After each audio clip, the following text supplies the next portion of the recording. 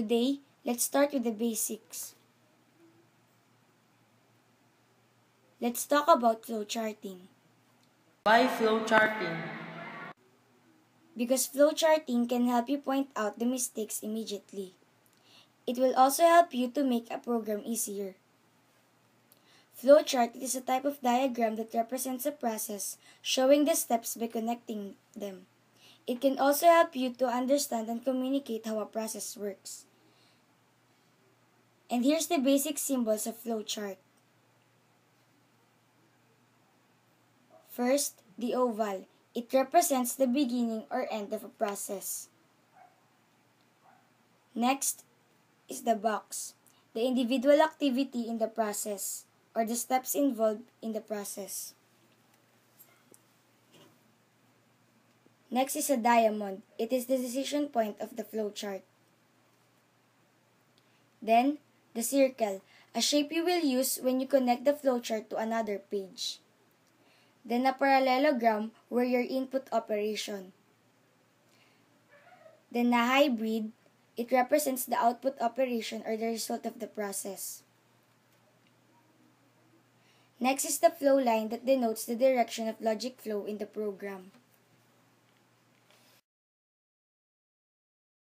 Now, do you already understand flowcharting? Can you make your own flowchart? I don't think so. Well, I guess you can't. Here's an example to understand it more. Draw a flowchart that will show how to get the area of a rectangle. In the lesson a while ago, the symbol oval is used at the end and ending and starting point of a process, so we'll put oval at the starting point of the flowchart. Next is we'll put the input variables, which is the length and the width of rectangle. Then, to put the process in the flowchart is the length times width. Next is to put the result of the flowchart, which is the area of the rectangle, and you will put it in a hybrid.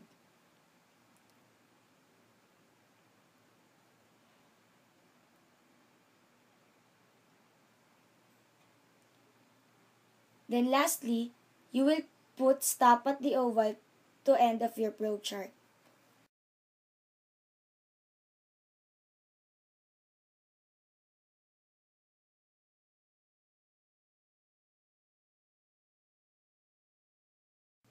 Did you understand the example?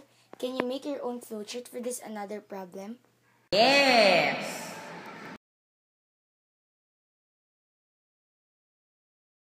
Draw a flowchart that shows how to solve for the area of triangle.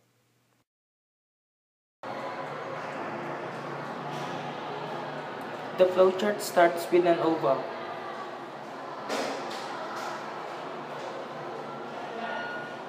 Then, a parallelogram with its input, which are the base and height. Then, a box for the process, which is base times height divided by 2, the formula for finding the area of triangle.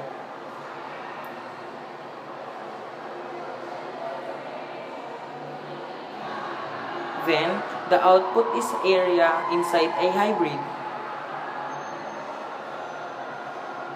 Then, last the oval to stop the flowchart.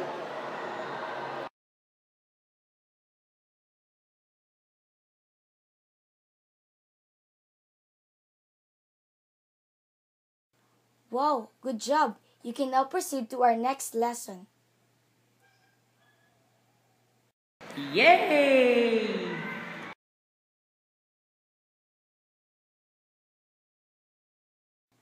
Good luck! Hi, I'm Kara. This time, I'll be the one to help you. Let's talk about programming itself. Many people say, wow, this website seems so easy to make. It has really simple function. But then, it is really no simple thing. I really mean it. It is no simple thing. Programming is actually a specific set of instructions written to be performed as specified on the written program that you have made.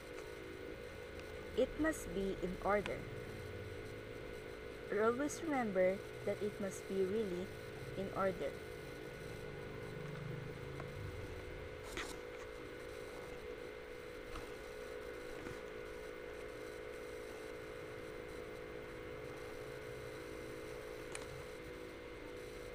Kara, why is my program doing the addition first and not the multiplication?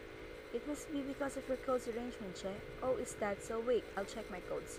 Yeah, you're right, Kara. It is really my arrangement of codes. See, I told you so. You can ask me again next time when you're in trouble. Those are just some example problem. Just like this one. You may have the 6 and you may have the 10. That is according to the arrangement of the code. That's why we need to have analyzation, understanding, and implementation so that we will have a successful program.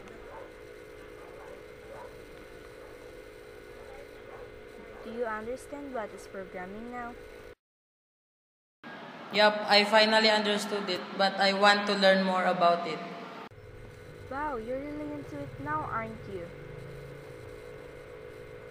Then let's continue our next discussion. Programming language. What? Is there such thing as that? Of course there is. It seems like you don't know anything about it, so let's continue to our lesson. Wait. But aren't those language too? Yup, you're right. Those are language too. But those one are read by humans and this one is read by computer. That's what we call programming language. Then let's continue so that you will understand programming language more. Programming language. So it is a set of vocabulary and grammatical rules that instructs what specific tasks the computer must do. There are 3 types of programming language. First one is the machine language. It is the language of zeros and one. The second one is the assembly language. It is a low-level programming language. It replaces zeros and ones by mnemonic codes. And the last one is the high-level programming language.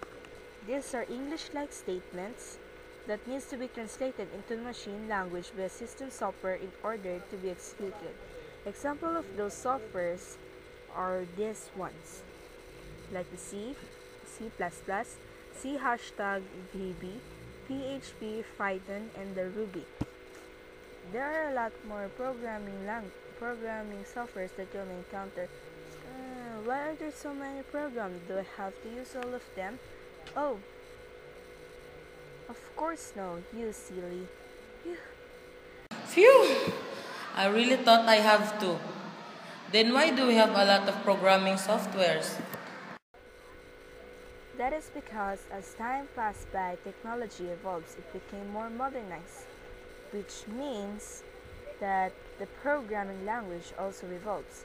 People now can develop a better features and functions for much better gadgets, applications, and software in the future. Wow, programming is really amazing. I wish I can learn more about it. Really? I actually have a lot more things to teach you about programming. Really? Thank you very much. It is an honor. Nope, the pleasure is all mine. It really warms my heart when people appreciate what I am doing for them, especially if people want to learn more about programming. Then let's press on the next topic. Hi! For the next lesson, let me introduce to you your new aide. She is Ban. Hi, I'm Ban. I will be your new aide. This time, I'm going to teach you about identifiers. Yay! But first, do you have any idea about identifiers?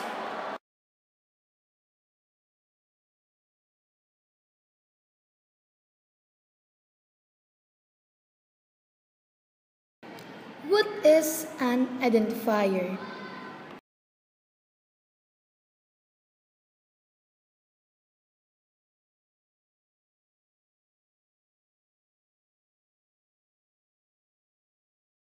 Making identifiers is not that difficult. You must only follow the rules. Oh, I forgot. This time we are going to focus on Visual Basic.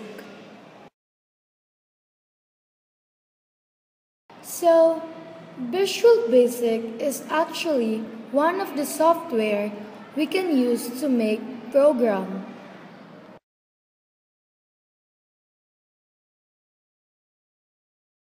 In Visual Basic, we actually have this thing we called identifiers.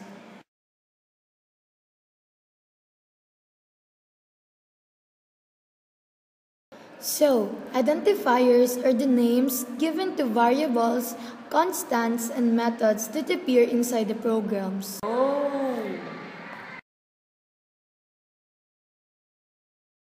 Examples are num1, num2, num3, payroll, stud underscore name, but then you can't give names too freely. There are also rules for it.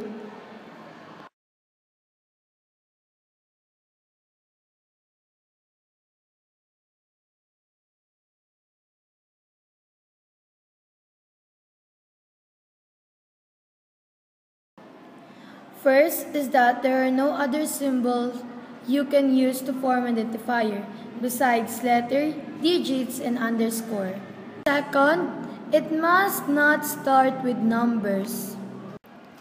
Third, the name must not exceed into 40 characters. And lastly, it cannot be a keyword.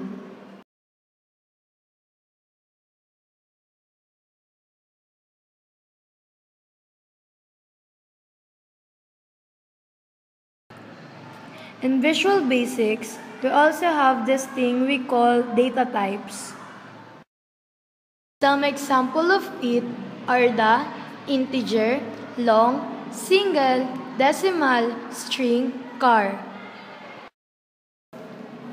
Data types are being declared to a specific variable in order to know its data type.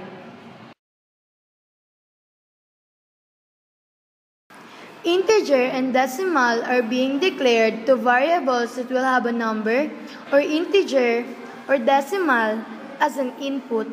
So now, do you understand your lesson? Yes! So our lesson for today ends here. Thank you!